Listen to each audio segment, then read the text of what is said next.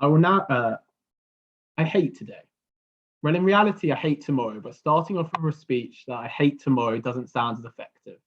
I hate the lead up to December 9th, International Genocide Commemoration and Prevention Day. The point of this admission is not to say, woe is me, or look at me, I somewhat care about an internationally recognised day, how great am I? The point of admitting how in reality I hate December 9th, the day I've had circled in my calendar for years, is to demonstrate how difficult it is to help others. The actuality is that it is really hard to genuinely help others.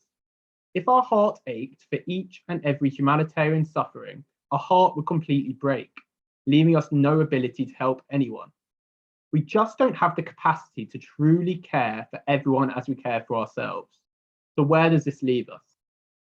This event is about providing specific ways in which we can help previously and currently persecuted individuals. I believe that the most meaningful way we, as individuals, can make the world a more loving place is by looking within. It may sound cliche, but rather than hatred being innate and inevitable, I believe it stems from societal attitudes which we all play a part in creating. We can all do more to fight conscious and subconscious discrimination in the groups, communities, and institutions we associate with.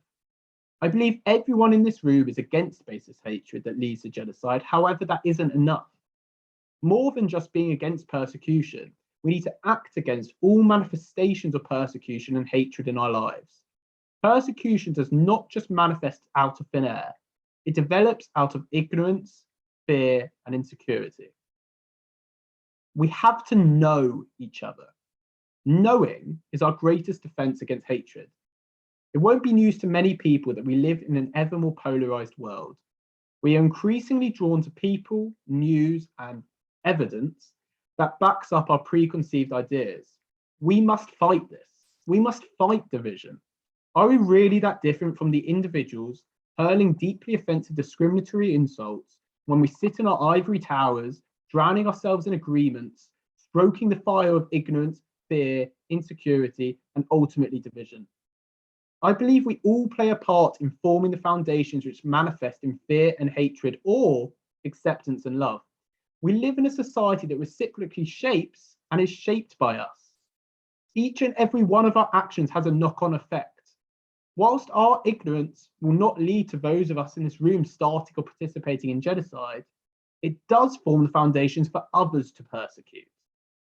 As many in this room will know, genocide doesn't simply take place as a result of the intensity of hatred in a small group of people, but rather due to the apathy created through ignorance and insecurity of the masses. This accusation that I am levelling, claiming that we all form the foundations for the manifestations of hatred in our society, should make us all very uncomfortable. To be perfectly honest, I don't think we should be comfortable. This certainly doesn't mean that we can't enjoy our lives. However, when we become overly comfortable, that's when we foster in apathy. I'm not accusing individuals here today of personally being apathetic to other people's immense suffering. However, by becoming comfortable, we add to the general apathy of society towards hatred. This allows the deep hatred inside a small number of individuals to grow and mutate, infecting others in the process, eventually leading to a dangerously precarious environment which can erupt into genocide. It isn't enough to be against persecution whenever you see it. That is too late. We must attempt to embody loving our neighbours as we love ourselves in every aspect of our lives. The idea isn't to succeed in this aim, but rather to fight a greater amount of hatred through actively trying to live our lives by this principle. We only have so much capability. We're all struggling with our own problems, and whilst our problems pale in comparison to genocide, that doesn't invalidate them. It's not out of lack of caring that our apathetic societal culture is created. Rather, it is out of lack of ability that we don't do more to fight this. We all make the very understandable decision that we must look after ourselves and our families first, and then, if there's room left, that's when we can think about others. It's actually worth noting that it is a position of privilege to have any room and capacity left to care about others. That's why this event is all about increasing accessibility. The more our lives are truly built around the principles of trying to love others how we love ourselves, the easier it will be to act in this manner in a day-to-day capacity and not just when we are feeling up to it or want to make a gesture. I hope that the single ask that you will hear today will inspire and motivate you to make the relatively small adaptations which I believe compounded will make a significant difference. Finally, I want to signpost how this concept extends to how we interact with people inside of our own circles rather than just those outside. The more we prioritize kindness, compassion, and respect through the old but still as pertinent cliche of treating others how you want to be treated, the better the world will be. Perhaps this sounds intangible, and you may be thinking, who is this 21-year-old to tell us to be more caring? I'm sure he doesn't do all of these things himself. And to be honest, you'd be right. I'm sure many of you are much more caring than I am. I guess my only answer is that I genuinely do believe what I'm saying, and I'm trying to be better, even if I definitely do not always act by these principles. Thank you for listening and attending this event. It really does mean a lot to me. I hope you find the rest of the evening inspirational. I would now like to invite Dr. Tony Griffiths, Senior Outreach Officer for Holocaust Memorial Day Trust, to speak. Thank you very much, Joel, and thank you for inviting me here this evening. Those were some really inspirational words, and thank you for your honesty there as well. It was really encouraging. My name is Tony Griffiths, as you have already mentioned. I'm a Senior Outreach Officer for Holocaust Memorial Day Trust, or HMDT. HMDT encourages remembrance in a world scarred by genocide. We promote and support Holocaust Memorial Day, HMD, the International Day on the 27th of January to remember the 6 million Jews murdered during the Holocaust, the millions of people killed under Nazi persecution and in subsequent genocides in Cambodia, Rwanda, Bosnia, and Darfur. It is an occasion for communities to come together, to learn, remember, and reflect. The theme chosen by HMDT for 2022 is One Day. Survivors of the Holocaust and of genocide often talk about the one day when everything changed, sometimes for the worst and sometimes for the better. On HMD, we learn from genocide for a purpose, to build a better future. When we look ahead to one day with no genocide, we can ask, what do we need to do today to achieve this? We know that when people come together and get involved to mark HMD, they actively learn about the Holocaust and genocides, which contributes towards a better future. The theme of one day can be used to motivate us all to speak out when we see injustices, prejudices, and identity-based violence. One day is just a snapshot in time and therefore cannot give the full picture, the context, the background for what is needed, but it can help bring a piece of the full picture to life. The age or gender of the victim or their geographical location ensured that no one day during genocide was typical. The same date would be experienced very differently by Jews hiding in France, Jews incarcerated in Auschwitz, Jews awaiting their fate in Hungary, for example. For those who suffered for days, weeks, months, years, focusing on just one day is a starting point, a way in for us to learn more about what happened during the Holocaust and the genocides that followed. Our single ask this evening is that you and any organisation or group that you are affiliated with mark HMD in 2022 and beyond. Activities can range from small to large, can be done individually or with others. It could be an informal activity with friends or family, or an organised event with your university society, work colleagues, faith or hobby groups, just to name a few. I'd like to finish with 5 ways you can get involved with HMD 2022. Number 1, attend an HMD activity. Each year, thousands of these take place across the UK. Number 2, organise an activity of your own. We offer activity plans and resources to help you set up your own event, including creative activities, school materials, and films. Number 3, register in advance to view the live stream of the national ceremony at 7 p.m. on the 27th of January. Number 4, light a candle at 8 p.m. to remember those who were murdered for who they were and to stand against prejudice today. Number 5, explore our collection of life stories and read about the experience of someone who was persecuted in the Holocaust and subsequent genocides. Our website is simply hmd.org.uk, and everything I've mentioned can be found here. Whether you're organising an online or an in-person activity for 2022, you can also add this to our map to become part of the national picture of HMD across the UK. Thank you for listening. Thank you so much. I would now like to invite Eric Morango, head of the Ashami Foundation and survivor of the 1994 genocide against the Tutsi in Rwanda.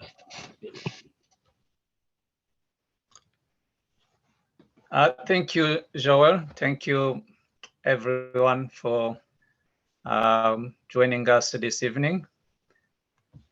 I'm going to talk about something that is related to the topic of genocide that we're discussing this evening.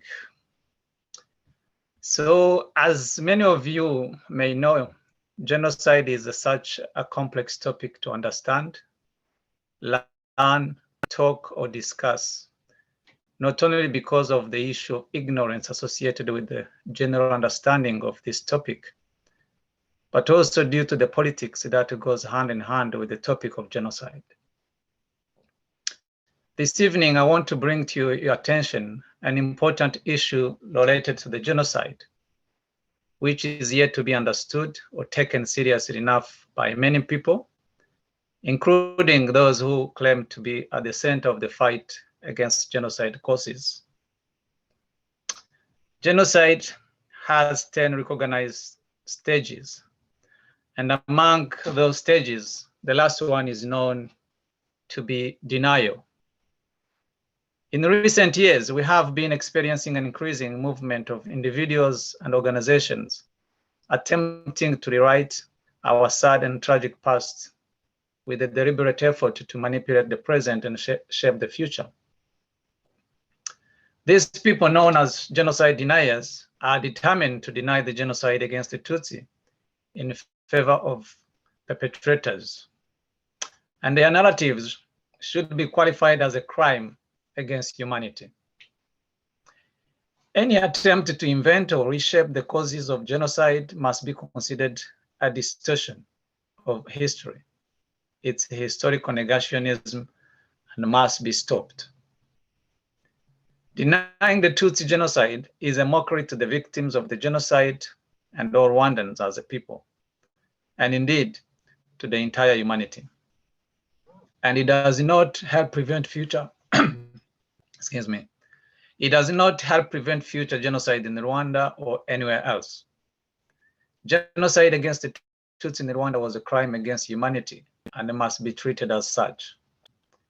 With regard to the 94 genocide against the Tutsi in Rwanda, the tactics of denying the genocide have come in many forms, including but not limited to questioning terminology and minimizing the statistics, attacking motivation of the truth tellers, blaming the victims, and claiming that the atrocities do not fit the legal definition of genocide, even when it is utterly clear that over 1 million people were massacred in just 100 days. Genocide deniers have a vested interest in underplaying the political organization and the extent of the 94 genocide against the Tutsi, because they believe that by portraying it as a spontaneous civil conflict that claimed the lives of all sides, the element of intent is severely dealt a blow and allows those responsible for planning the atrocities to continue walking free in the streets of Europe and elsewhere, as is the case for the infamous 5 Rwandan accused genocidaires who have been living freely here in the UK for over 20 years now. In addition, we have seen some academics, especially in Europe and America, go to great length to deny the true events of the 94 genocide against the Tutsi, or at the very least underplay the severity of the atrocities. There is also an element of racism among some loud voices in the West who continue to make Rwanda their focus with unbalanced critical views towards the Rwandan government. Most criticism comes with the same views and language associated with those who denied the 94 genocide against the Tutsi, and those who are guilty of this kind of behavior tend to hide behind the defense of the human rights, values, and principles, just because they know they can get away with what they say, write, and publish on numerous platforms. It is of crucial importance that one uses the correct and appropriate terminology when discussing the events in Rwanda in 1994. As such, the correct terminology to describe the genocide in Rwanda is the 1994 genocide against the Tutsi, rather than Rwandan genocide or similar phrases, which many of us tend to still be using today. The Survivors Representative Association, the Rwandan government, and the United Nations in 2018 agreed to adopt the terminology 1994 genocide against the Tutsi in Rwanda. The UN General Assembly Resolution A/72/L.31 approved this on the 26th of January 2018. The central reason for changing the phrasing were to avoid any potential ambiguity regarding who was targeted during the genocide, which in turn helps to combat the plethora of genocide denial theories surrounding the subject.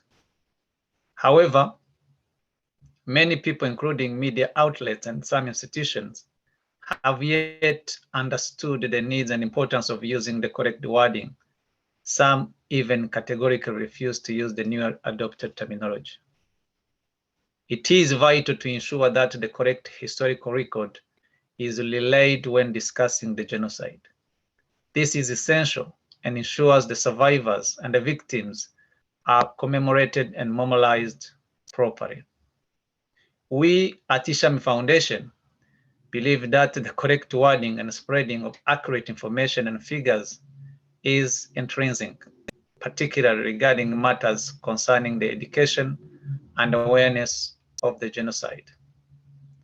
As part of the Single Ask initiative, I therefore call upon everyone to make a pledge today by ensuring that the correct terminology is used whenever you discuss the 1994 events in Rwanda, and to stand with survivors and Rwanda in the fight against the denial of the 94 genocide against the Tutsi. By understanding and protecting the historical fact of the past genocide, we can truly prevent and stop genocide from happening again. And failing to do so, it will only make never again, yet again. Thank you very much. Thank you very much, Eric. I would now like to invite Rahima Mahmood, Project Director of the World Uyghur Congress UK and Executive Director at Stop Uyghur Genocide, speak. Thank you, and good evening, everyone. Before I start, just want to congratulate yet again for organizing such a powerful event this evening. And I have worked with Jaya and Joe for a while, and they are so committed to the freedom of my people. So it is wonderful to see how their organization is growing and evolving. So as Joel mentioned, I am Executive Director of Stop Uyghur Genocide. We are a UK-based cross-party, cross-community organization campaigning to end the genocide of my people, the Uyghurs. Since early 2017, the Uyghurs have been living through a nightmare. Our homeland has been turned into a police state. Dystopic surveillance technology covers the region, and Uyghur people are denied even the most basic religious and cultural freedoms.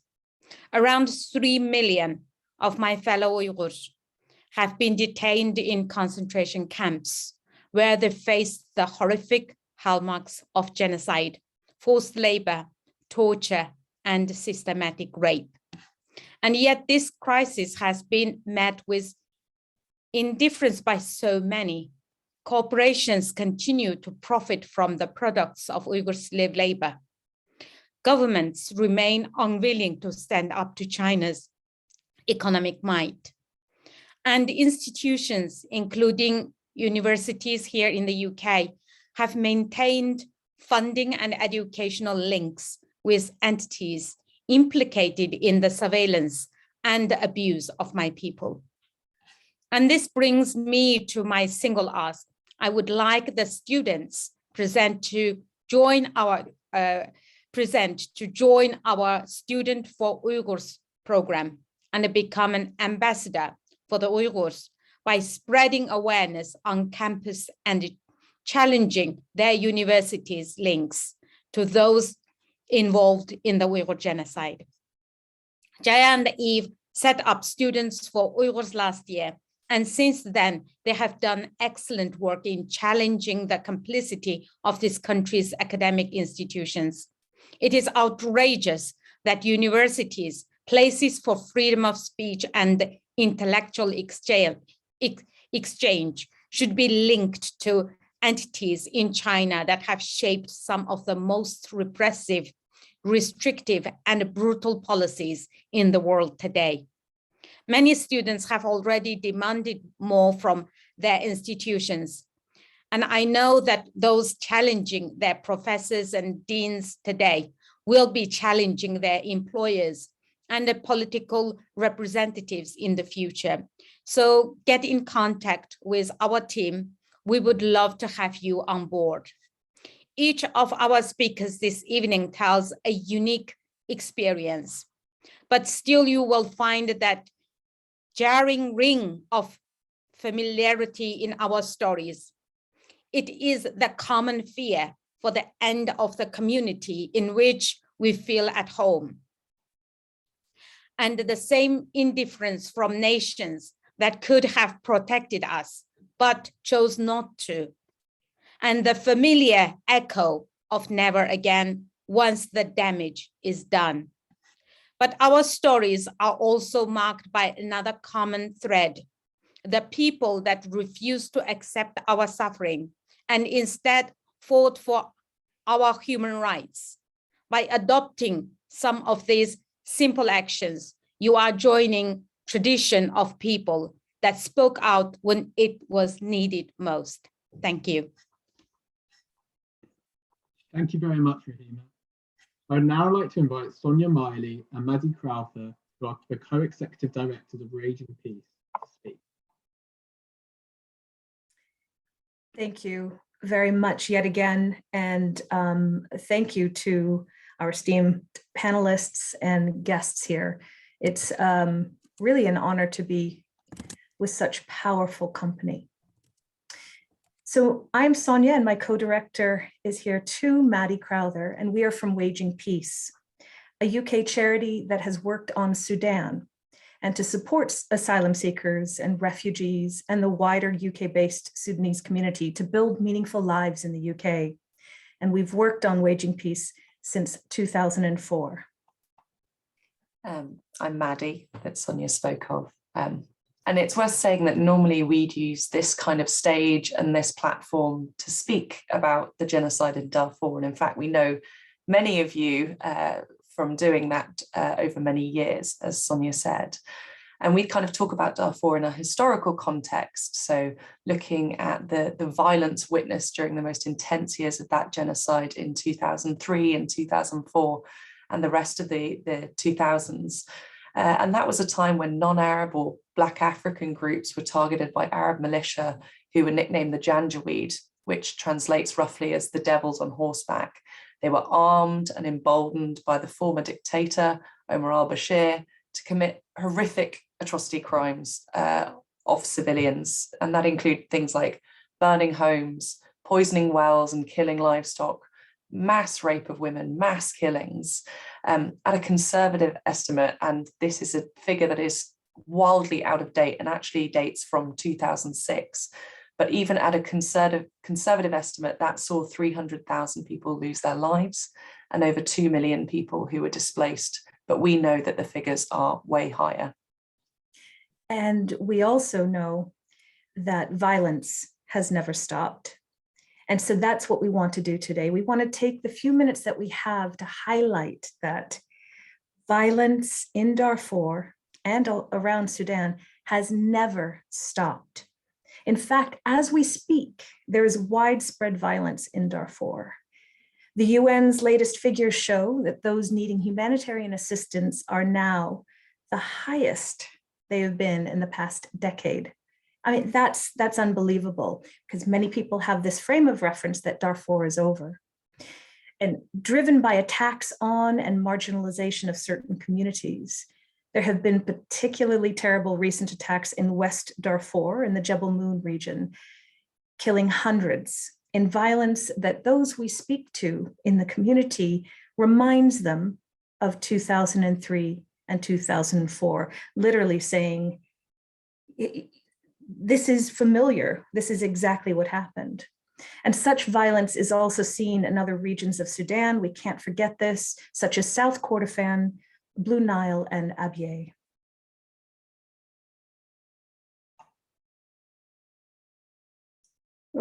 Maddie needs to be unmuted. She's got another, yep. I didn't realize there were muting rules. Thank you, Joel. And yeah, it's worth saying that these attacks, the events in Darfur post the genocide, aren't really given media coverage. I would not be surprised if people had not heard of them, though I saw some reassuring nods from some members of the audience with their cameras on, showing that they do. Because when Sudan does make the news today, it's for the kind of political musical chairs that are being played in Khartoum, in the center, the capital, because the country is right now facing a military coup.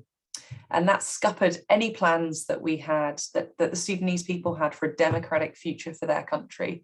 And this is despite there being the most inspirational people's-led revolution in that country in late 2018 and throughout 2019 that actually got rid of Omar al-Bashir, the former dictator or president, and ushered in this kind of unstable partnership between the civilian and military elements in a joint transitional government.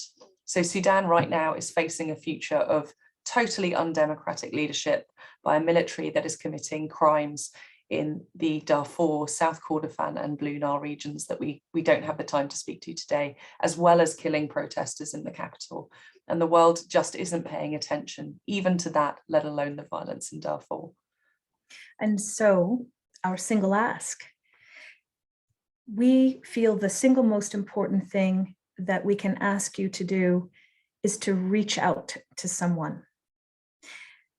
That's why we hope you will do this tonight. We're speaking here because we hope you will.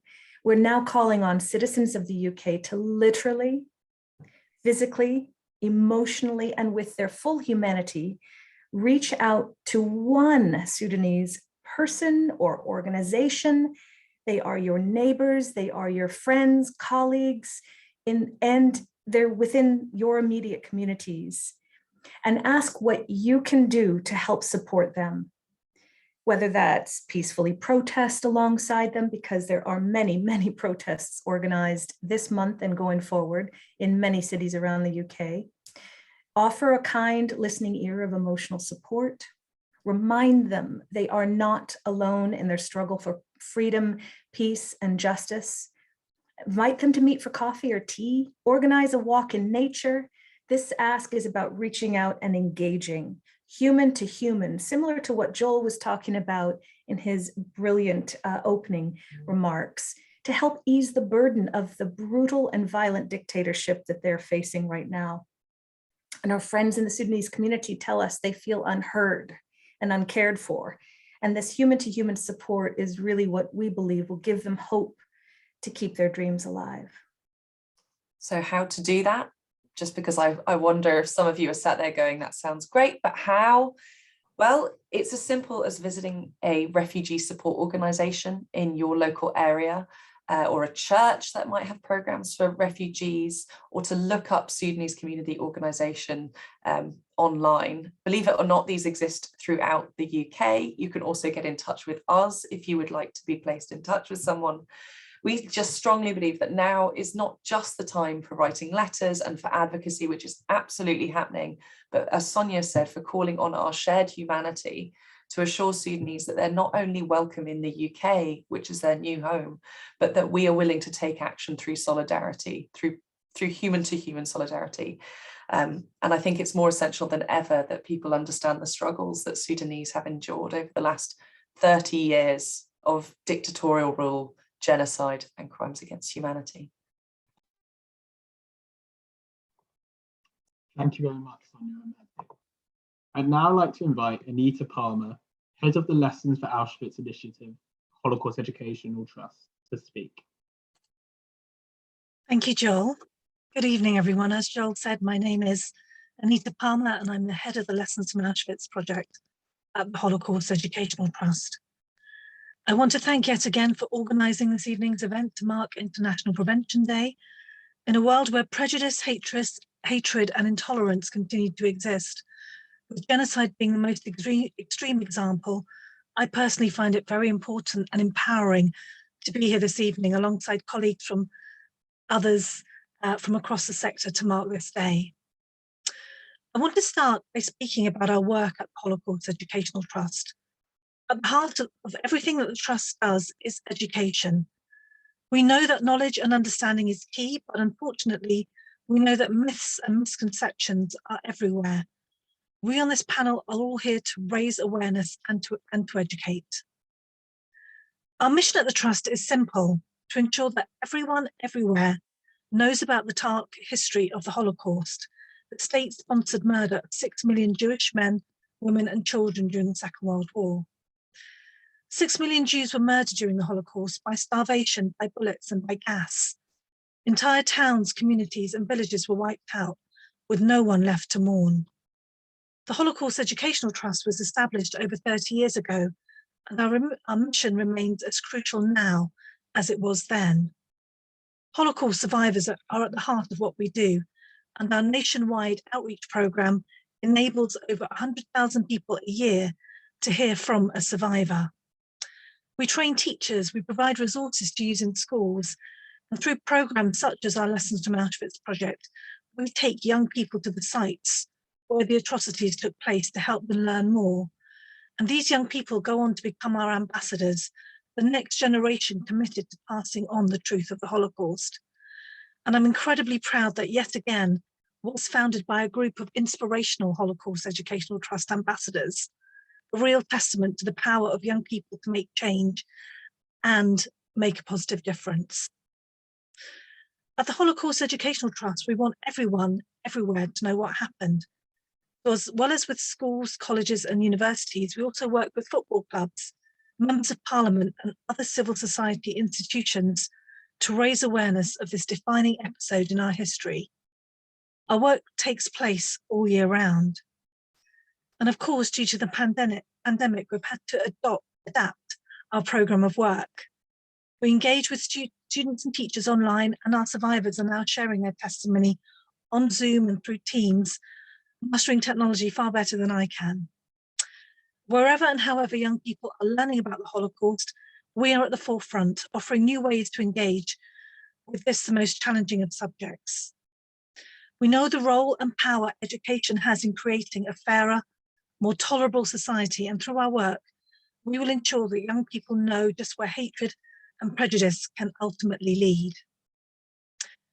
Every genocide is unique. The Holocaust was unprecedented, and whilst we are all aware that there are similarities and patterns of behaviour that appear across genocides, we also know that each of these atrocities is born of a distinct set of circumstances. Importantly, we know that the victims of each genocide have their own histories, their own identities, and their own experiences and stories to tell. We know this only too well as it is because of these distinct identities that individuals were targeted. When we hear oversimplified or inaccurate comparisons or reductive narratives that state that this is the same as that, it does not open our eyes to the situation. It does not better our understanding of what is happening, and it does not give the victims their deserved space to share their own unique experience. If anything, it risks reducing our understanding and increasing misunderstanding, and it trivializes the suffering of both whose lives are being affected now, as well as those whose experience they are being compared to. So my ask today is that each of us here takes the time to ensure that when we are raising awareness or teaching about the Holocaust and other genocides, that we are always accurate and precise with our language, and that we encourage others to do the same. We should strive to focus our narrative on the specific genocide or atrocity that we're talking about, and to avoid simplified comparisons. We should be concise and accurate in talking about the situation we want to raise awareness of. And importantly, we should ensure that every victim of every genocide feels that their experience and their story is valid in its own right. So after this evening's event, I encourage you to visit the Holocaust Educational Trust website and to read the story of one Holocaust survivor, and to visit the websites of the other organisations being represented here to read the stories of survivors of other genocides, and take time to understand their unique experiences and the different situations they were faced with. I feel incredibly honoured and privileged to have met and worked with so many Holocaust survivors over the years. Each one has their own unique and very special story to tell, and those featured on the Holocaust Educational Trust website have made it their mission to share their experiences with others across the country to ensure that future generations never forget the horrors they experienced.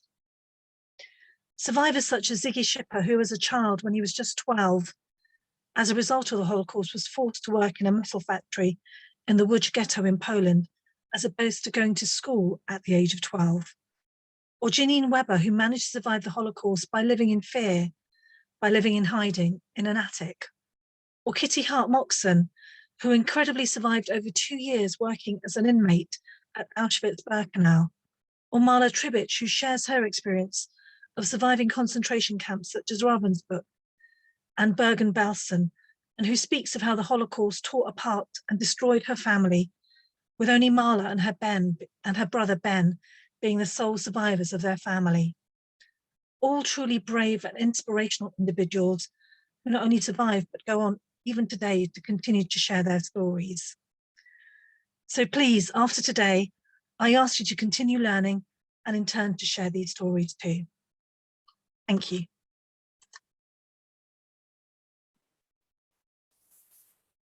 Joel, you're still muted. Thank you so much. Thank you, Edita. I would now like to invite Paul Treadaway, volunteer for Remembering Srebrenica, to speak. Thank you, Joel, for inviting us here tonight. Good evening, and thank you for asking us to your Single Ask event. It's a pleasure to have the chance to share narratives and create change in the world around us, and that is the opportunity we have here tonight at this event.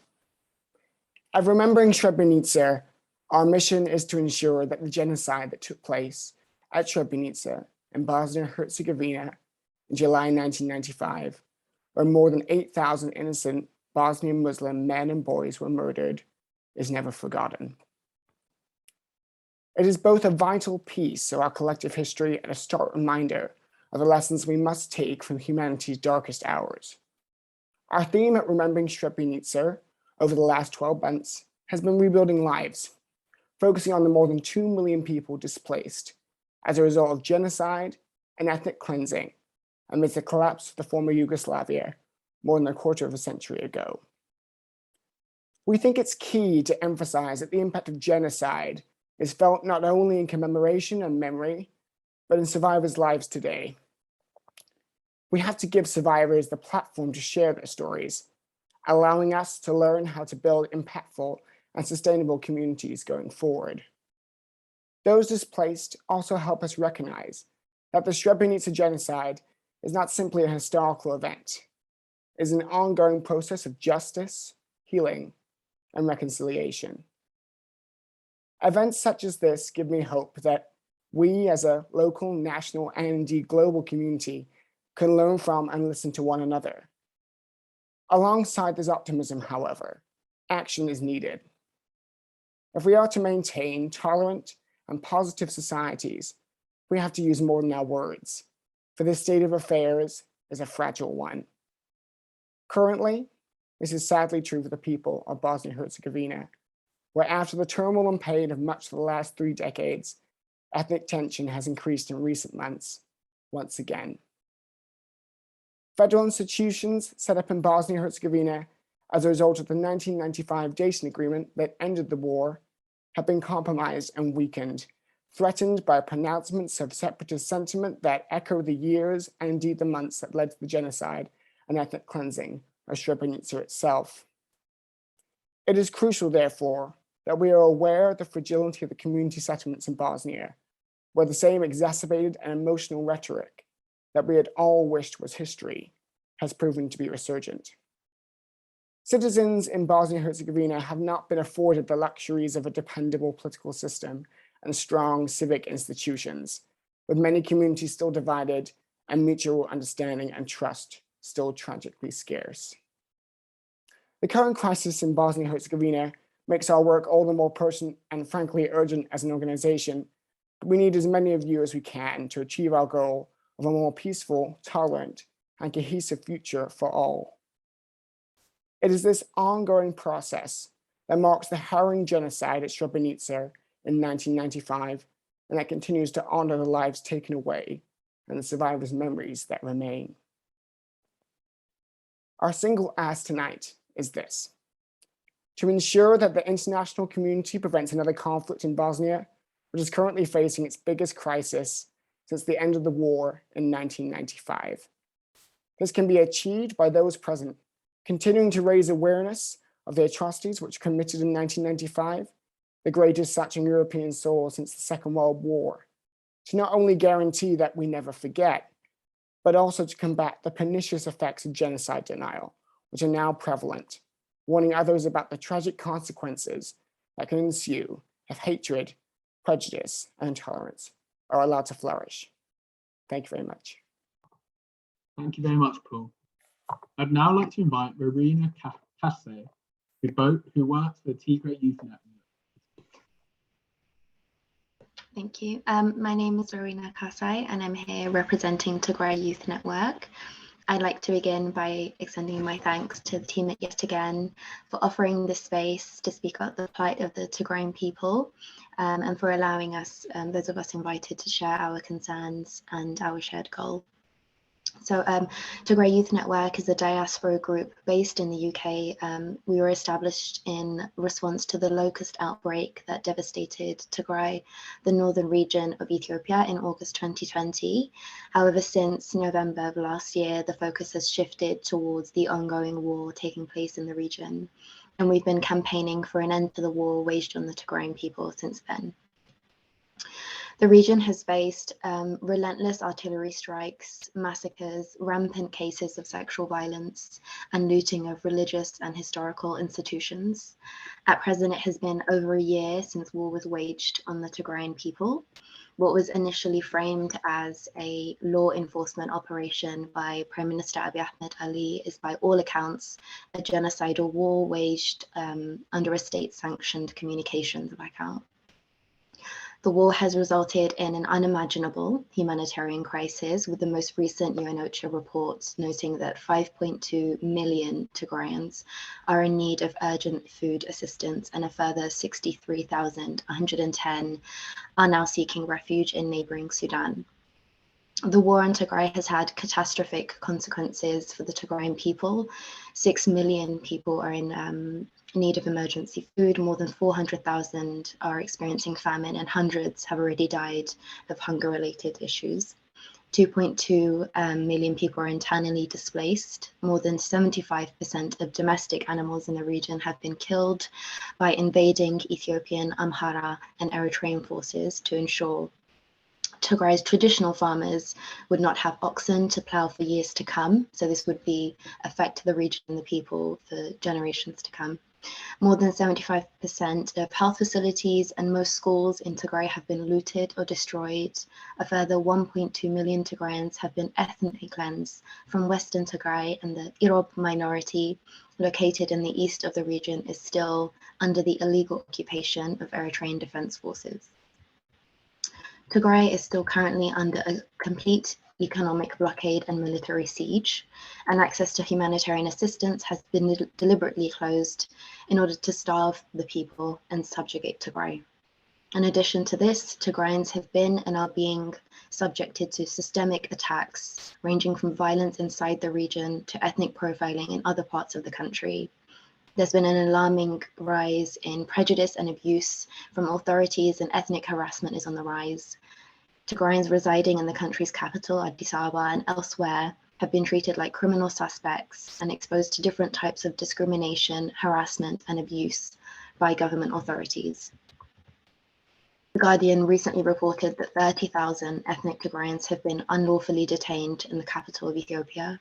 The arbitrary detention, placing in internment camps, and extrajudicial killings of Tigrayans across the country has heightened as the Ethiopian government calls for the extermination of Tigrayans and encourages residents in Addis Ababa to support their campaign of violence. Abiy Ahmed's regime is galvanizing those in the capital city to take up arms amid already escalating attacks against Tigrayans.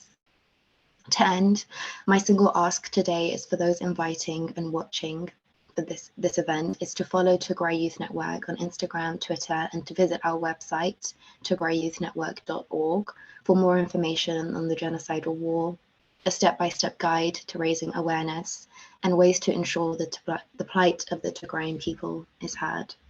Thank you. Thank you very much, Rowena.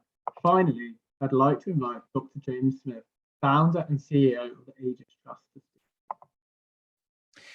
Thank you so much, Joel. And I just wanted to particularly thank Joel because behind the scenes, he's been a supreme producer of a live event, changing the order around seamlessly to take into account my disorganization. So thank you and well done there, Joel. As you were speaking at the beginning, and I followed all these great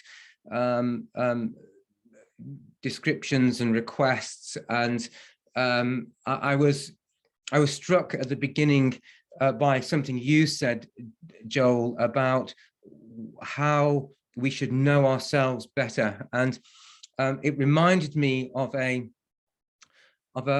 phrase I'd seen written by hand on a genocide memorial in Rwanda just a few years after the genocide, and there were human remains there, and somebody had written, if you knew me and you really knew yourself, you wouldn't have killed me.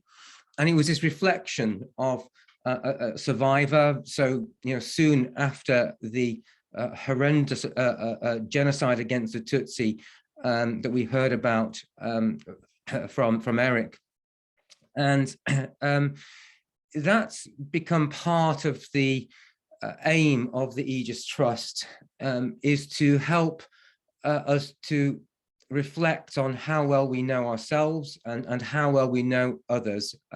Most of our programming is in sub-Saharan Africa. It's based at the Genocide Memorial in Kigali in Rwanda, where a peace education program has been developed, and principally its aim is to develop empathy and critical thinking, so it can build resilience against violence occurring in the future. I'll tell you just a very short story of a young girl, 10-year-old girl called Grace, who was fleeing the genocide in 1994, not as a victim. Her family were a Hutu family, and she heard a baby crying on the side of the road, and she went to investigate, wanted to rescue it. The whole family had been killed. It was still there, this baby girl on her mother's breast, and her grandmother and her family were saying, no, you leave that cockroach alone.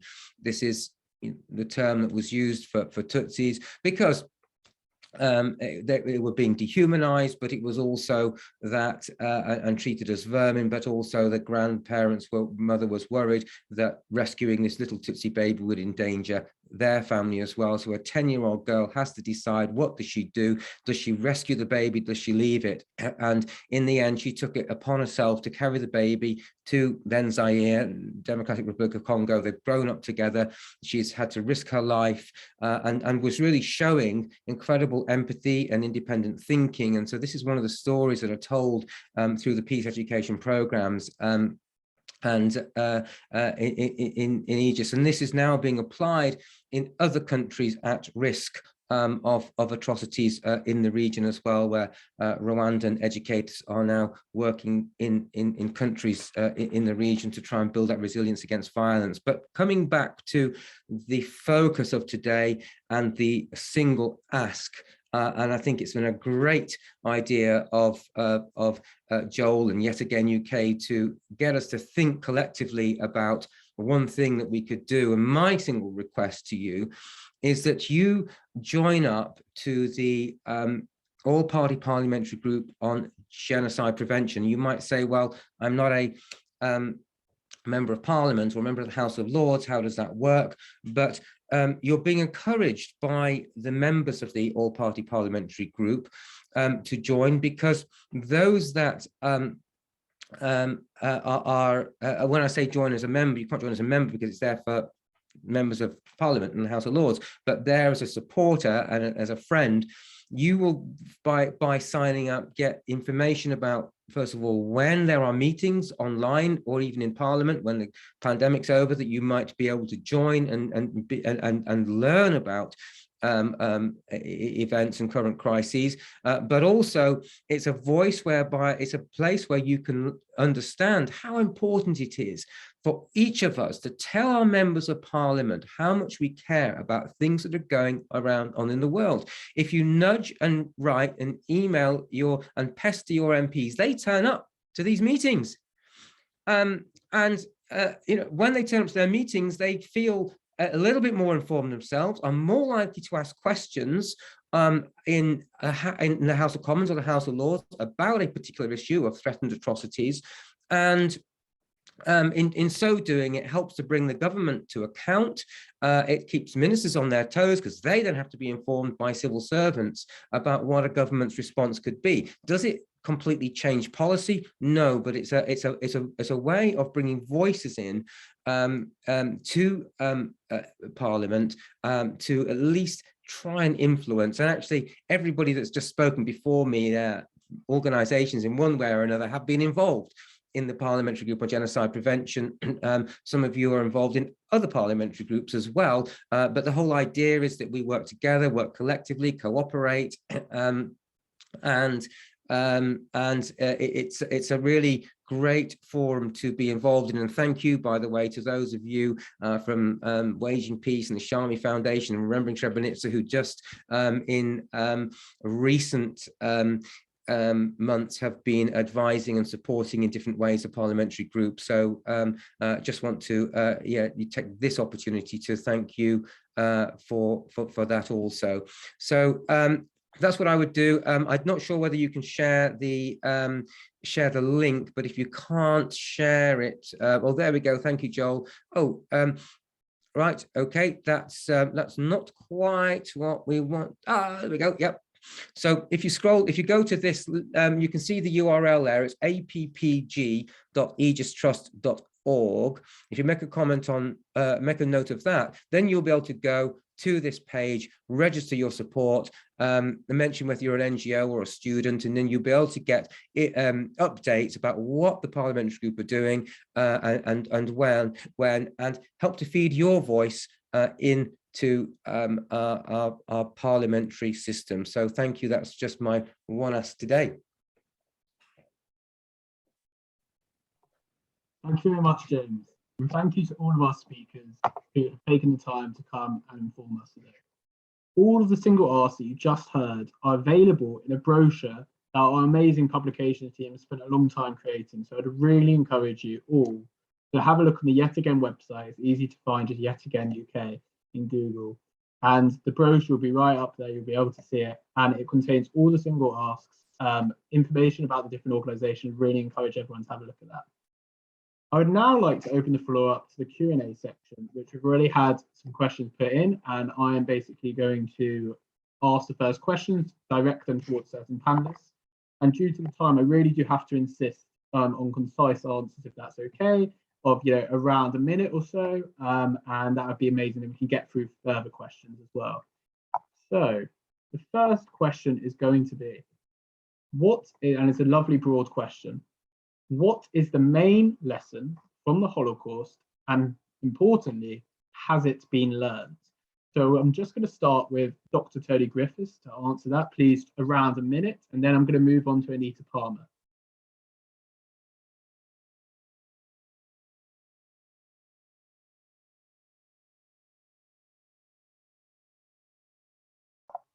Unsure if Dr. Tony Griffiths has got that, so no problem. We will start with Anita Palmer, if that's okay.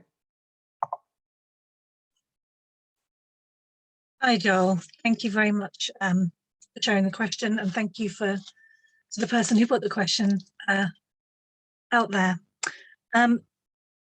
So what is the main lesson? For me, I would say it's the importance, learning from the Holocaust, the importance of challenging anti-Semitism, challenging hatred.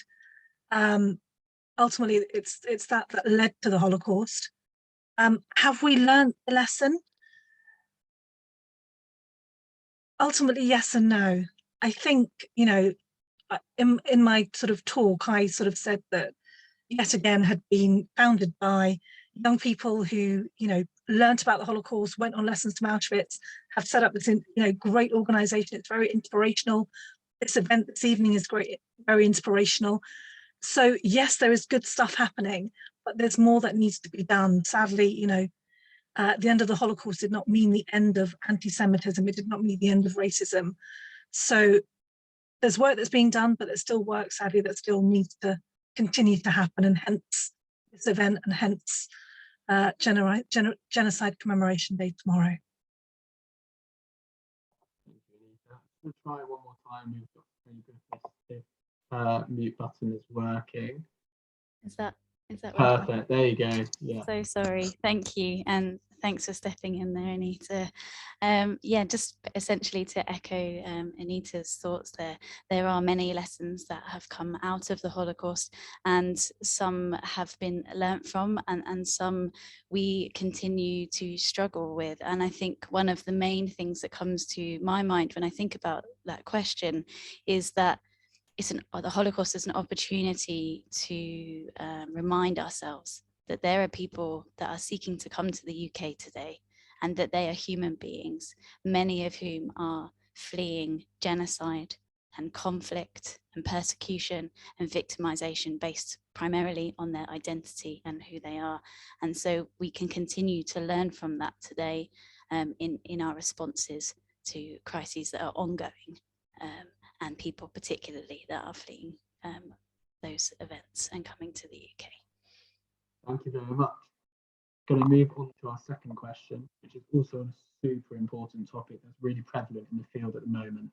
The question is, what role as advocates do we have in combating genocide denial?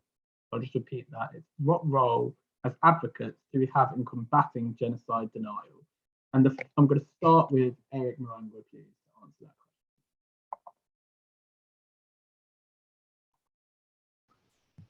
question. Thank you, Joe, and thank you to the person who asked the question. The role that advocates need to play in combating denial. First and foremost, it's to understand what is denial. Because I personally believe not many people actually understand what denial is. Why? Because in the case of the 1994 genocide against the Tutsi denial, which has been growing in the last couple of years, you actually find that denial used in the platforms that you normally never associate with this kind of things. You find accepted languages and the references to the denial being published in respected newspapers here in the UK and in the other part of the world. You find recognized and respected human rights groups using the language that is associated with denial. So if that keeps still happening in that way, then it starts with how the advocates actually understand what is denial so that they can be able to play that role. So it goes back to education and awareness. When we're dealing with the issue of genocide, we have to always remember this is a very broad topic. Genocide does not only end with the killings. Genocide does not only happen when people are being subjected to all sorts of things, as we've had with the people, the Uyghurs people in China, or the Rohingyas, or even the people in Sudan who are still going through that genocide. It continues through denial.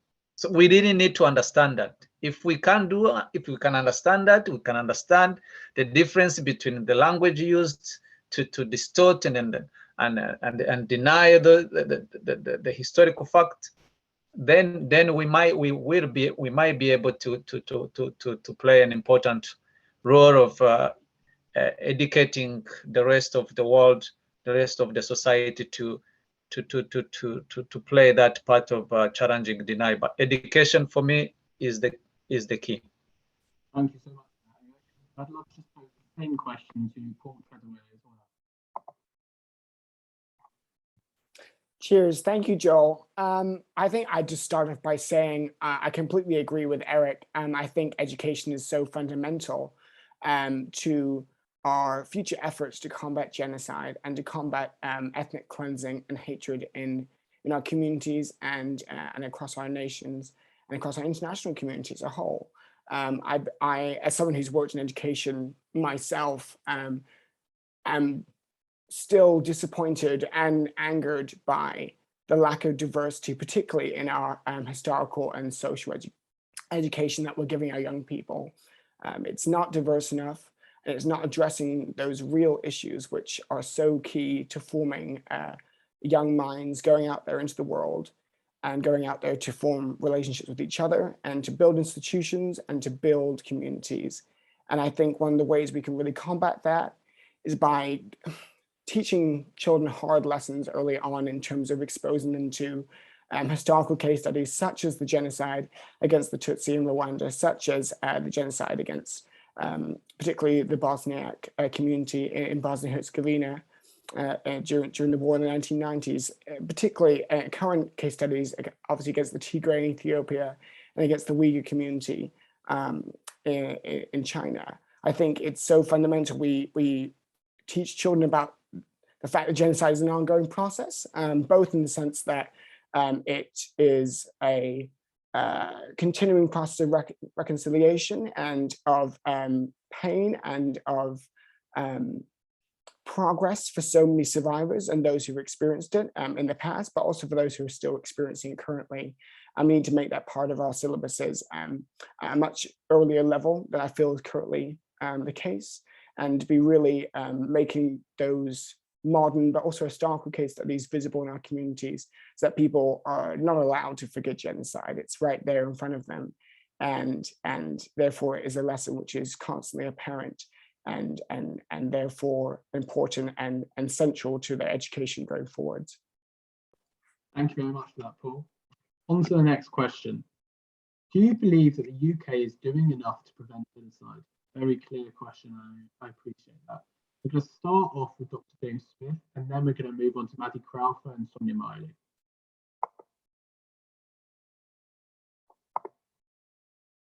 Well, it'll be no surprise to anyone that my view is we're not doing anywhere near enough to prevent genocide and atrocities. And I think that most of us are on this call because we feel the same way, that are shocked how after the atrocities and genocide, Holocaust that occurred during the Second World War, and after the United Nations Genocide Convention for the Prevention and Punishment of Genocide was adopted in 1948, which we're here commemorating today, which is why we're commemorating, that there has been so many instances of genocide that we've been mentioning and remembering today. And what have we done as a country? What do we do as a country?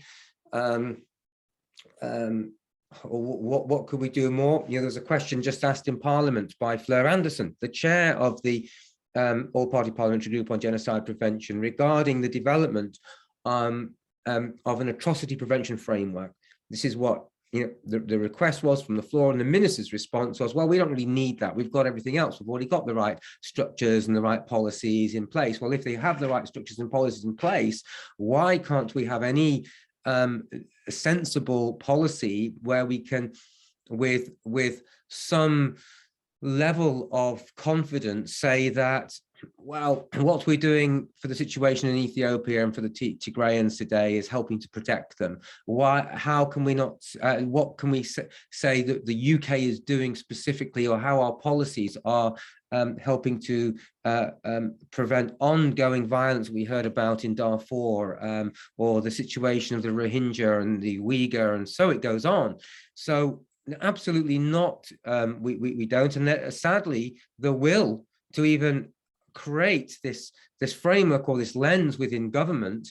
And the key thing about this is, we could say, well, other countries, what do they have that's better than the UK? But in the US, for example, at least there is this atrocities prevention board, and there is a requirement for the publication of what policies and what has been done to prevent atrocities each year, which helps to bring some accountability. Now, it doesn't mean that the United States government has done any better, but at least there's some way of being some transparency, some of who's on that board, who's feeding what information into it, and a framework in which Parliament can ask questions to government.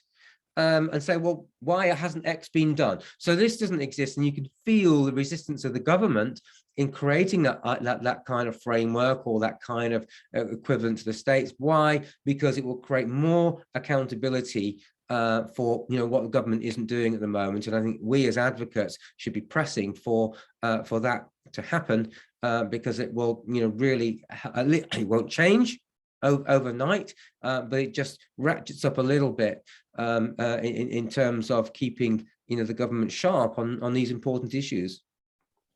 Thank you very much for that, James. I'm now just going to move on to Maddie and Sonia.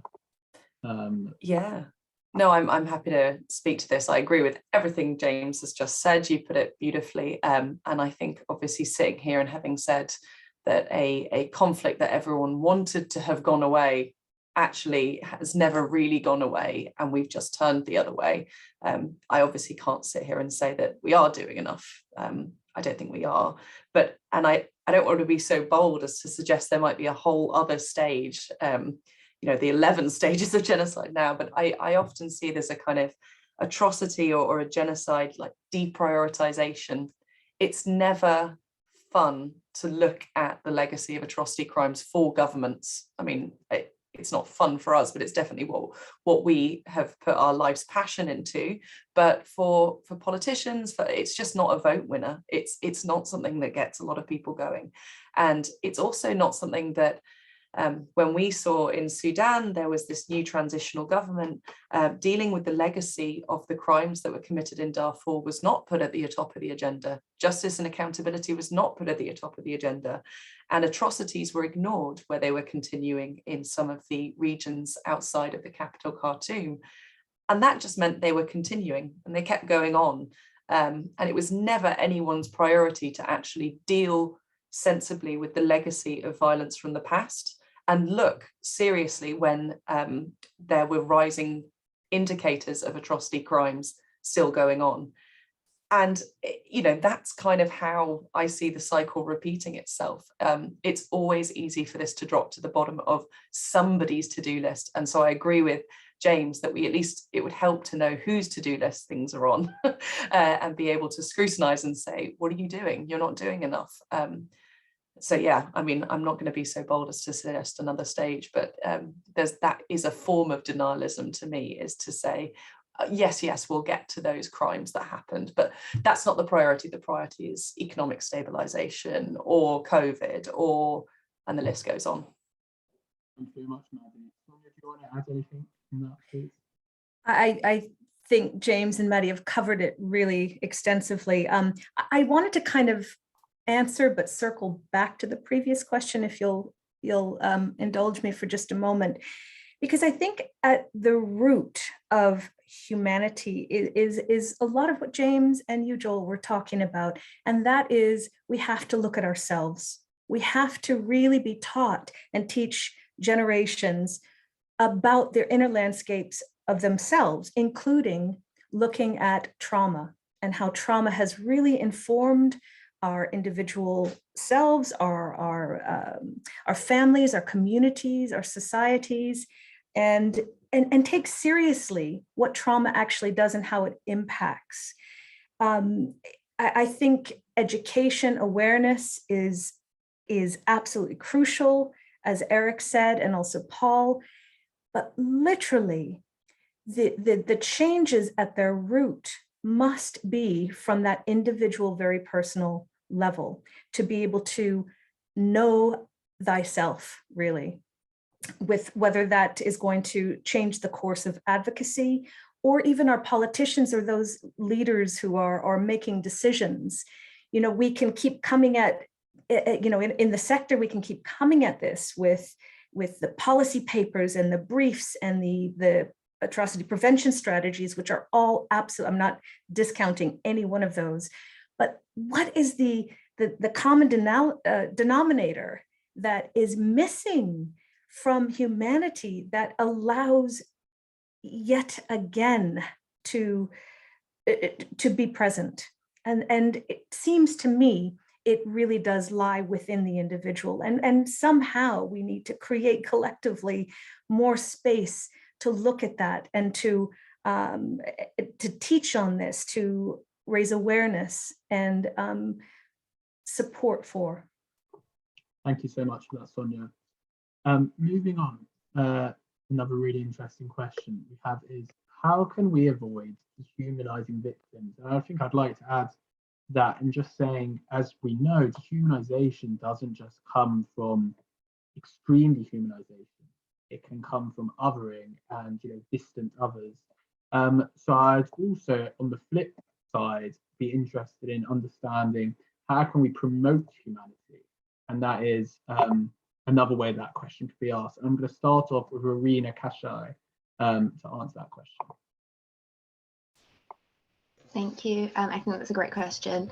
Can I just ask you to repeat it again? Sorry, I think I caught the tail end of that. No, absolutely. So the question is, how can we avoid dehumanizing victims?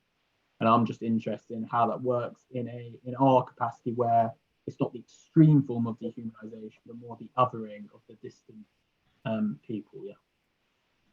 Thank you. Well, I think it's good to note that these things don't happen in a vacuum. There's often things that happen on a smaller scale that then spiral into the dehumanization of groups, and then the casualization of the violence that's then inflicted on these groups. So I would start first by saying language is, from what I've seen in the context of Tigray, that's what the example that I'm speaking of here, is how dangerous language can be and how it can facilitate and normalize state violence in a way that others people, and often creates a space in which there's often very limited, very little done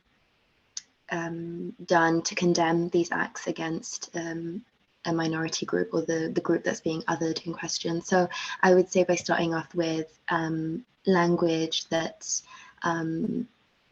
that extends compassion and generosity to groups to ensure that it cannot be manipulated or coerced to reflect an agenda of violence or a campaign of violence as seen in the context of Tigray. And I think that's often really the use of language, especially in the case of women and girls who have been victim of wartime rape or wartime sexual abuse, is really powerful in helping the healing process for them, and also acknowledging the assault that they have faced. So even in post-war, in post-genocide, once a war has ended with these communities, language can prove really helpful in assisting them acknowledge what they have faced and assist them in the healing process.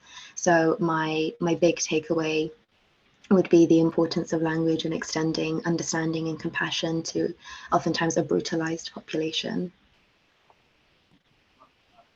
I'd love to also put that question to Anita Palmer as well, if you have anything to add.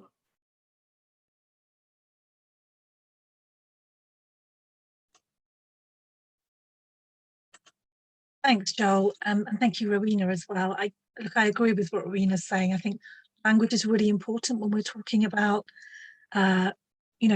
individuals, communities, groups that are being persecuted, the victims of genocide. And from an educational perspective as well, I think it's so important that we learn about individuals. I spoke a lot about hearing from survivors, learning from survivors, hearing their stories, because I think then you truly understand the impact that genocide can have on an individual and therefore a family and a community. So yes, the numbers are important, but also so are those individual experiences and stories that we can relate to make understanding better for us all, so that we're not simply dehumanizing people that are the victims of genocide. Absolutely, I really appreciate that. I've got two more questions I'm just going to ask really quickly. So I'll just ask if these answers can be super concise so we can get through both, and then just have some conclusionary remarks. So the second last question is, what can we do to reach out beyond the family and friends and involve a wider community? And I think this also touches on what Sonia and Maddie were talking about, in specifically their single artists reaching out to the Sudanese community. I'm going to start off with Paul Trederay to answer this question, which is reaching out beyond the family and friends, and how can we actually do this to involve a wider community? Sure, thanks, Joel. I think one of the big ways you can reach out to people who aren't our family and our friends are, like so many organizations here tonight have spoken about, is taking the time to access resources which allow us to share content on a much wider scale. Like we had with James talking from the Aegis Trust, talking about what we can do to really make change at a systemic level when we're talking about government and the impact we can have there, but also becoming active citizens in the sense we're part of wider change. So for example, at Remembering Srebrenica, we have more than 10,000 community events that have run throughout our time as an organization, and 1,400 community champions who work on a full-time basis in a voluntary capacity to make change in their communities and to reach out to people who otherwise wouldn't have contact with these sort of resources. And I believe that those sort of chances and opportunities and platforms that we can give people are vital to reaching out to people who aren't just our family or our friends, and especially in the era of social media and the connectivity we have at our fingertips, which is enormous, and the potential is enormous. I think, like so many have said here tonight, we can use that online capacity to really boost awareness in a whole new environment that we find ourselves in here in the 21st century.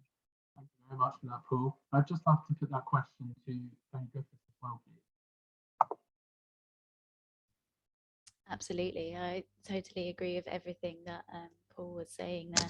And I think that it's really a good point to draw a little more on the social media, but the online aspect. You know, there is so much more you can do now, thanks to a very steep learning curve of Zoom and all these online events that are now so much more accessible to wider audiences. So, you know, it can go beyond the UK there. You know, we can reach right across the globe in terms of coming together to, whether it's marking Holocaust Memorial Day, as I spoke about earlier, or coming together to mark days such as tomorrow, and many other events too. Also paying attention to like our wider community. So we have, as I mentioned as well, we have faith groups, we have university groups, we have social groups, but also sort of within your local community. So one of the things that I specialize in at HMDT is local authority. So, you know, really getting involved with things that are going on within your communities on your doorstep. And that is particularly important when we're looking at supporting people who have fled persecution and are living here as well, and needing our support on a daily basis. So we can come together not only to learn and to commemorate, but also to support within those areas as well. Thank you very much for that.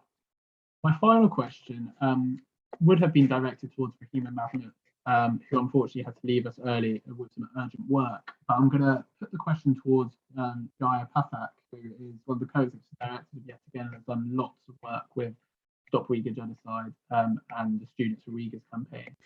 So I'd just like to pass over to her to expand a bit and tell us a bit about the Uyghur Tribunal judgment, which is coming up tomorrow, and how we can get more involved and understand more about the Students for Uyghurs campaign more generally. Thank you, Joel. Firstly, for organising this event. It's been so touching, and I know that Joe will agree. When we started Yet Again, we had no idea that it could grow into something like this. And thank you to all of our speakers and the organisations. You've been key actors in genocide awareness and education.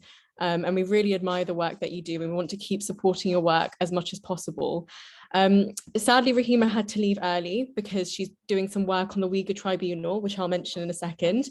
But Yet Again, are really proud to be partners with Stop Uyghur Genocide on Students for Uyghurs, which I set up with my co-chair last year.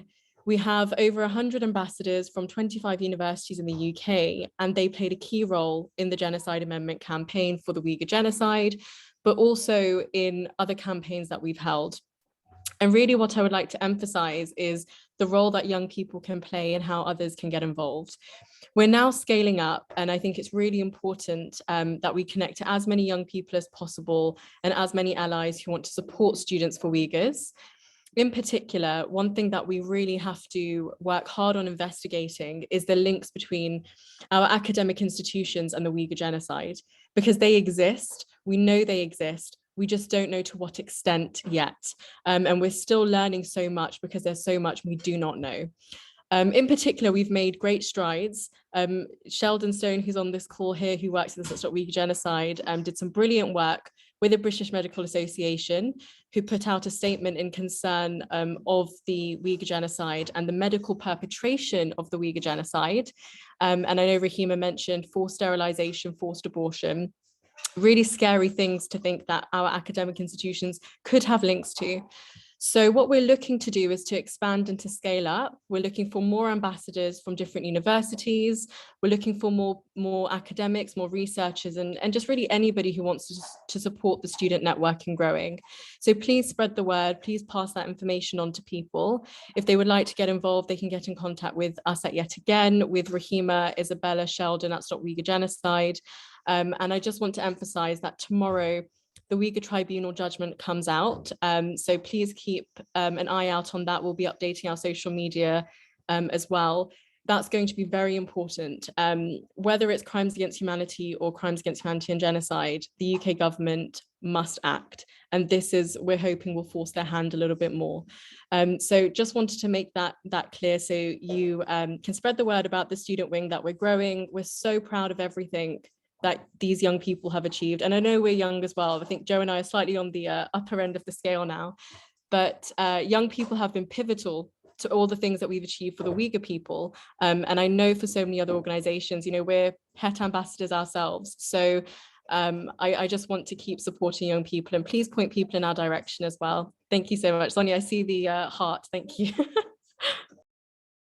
Well, thanks so much for that, Jaya. I'd firstly just like to express a huge thank you to each and every one of our speakers on behalf of myself, the Yet Again team, and to be honest, everyone in attendance tonight. They each really do amazing work and live really busy lives, and I'm really grateful that they joined us. Secondly, I'd like to thank all of you who joined us tonight. I know from personal experience that it's not always easy to motivate yourself to virtually attend the event that doesn't promise to perhaps be the most fun way of spending your Wednesday evening. So I really do appreciate it. We've heard tonight a real range of ways that we can become better allies.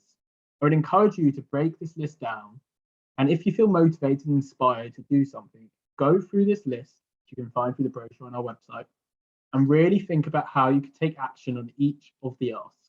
This does not mean that you need to or should do each one.